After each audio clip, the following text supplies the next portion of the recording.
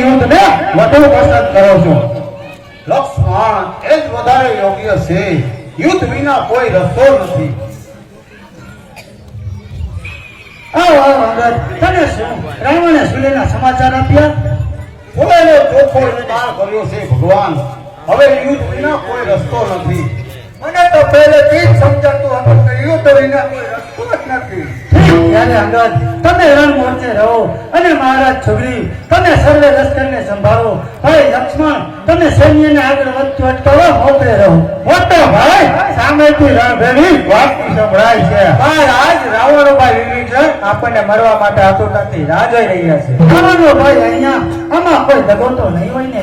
અંગદ, તને રાવણના રાજ્યમાં તેનો પરિચય થયો હશે. શું છે આ બધું? ભગવાન, વિભીષણ બહુ પવિત્ર છે.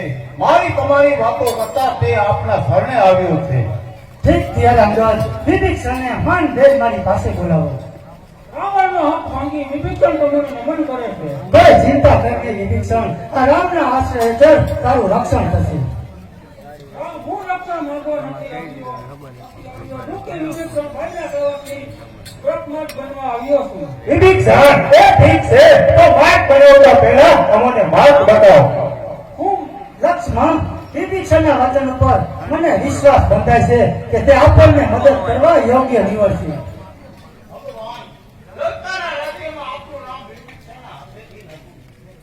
ત્યારે વિભીષણ, આપની મદદ અને વાતોકતાથી અમને આનંદ થયો.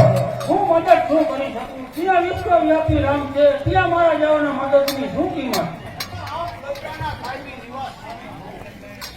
હા, એ ઠીક પ્રભુ, પણ હવે સમય ગુમાવવો ઠીક નથી. ઇન્દ્રજી તમારા શત્રુ સૈન્ય લઈને પહોંચી જશે.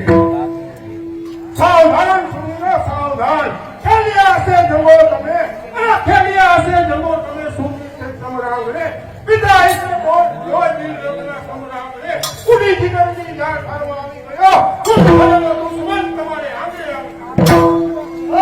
ઇન્દ્રજી, હા, ઇન્દ્રજી, જેની આંખમાં તેજથી બળતી દુનિયા દેખાય તે ઇન્દ્રને જીતી જનારો ઇન્દ્રજીત છે. આવાજ મેદાનમાં માનો તમારી પાસે છે. તું જોઈ રાખો સુરવીરો, આ કારણોમાં કાળ છે. હું એ જોઈ ગયો છું કે તું હજી મને ઓળખતો નથી. પડી રહેલા કષ્ટમાં, અરે પડી રહેલા કષ્ટમાં ટોપી ગયેલો અંગારો, કોપની દ્વારા તકી જાણ લેશે અંગારો. આ પુષાણકારથી સોંપી રહેલો પૂતળા મરણના ચોબરે સુવાઈ રહ્યા છે વાંગડા. એમ છે ત્યારે આ બતાવ કઈ શક્તિ.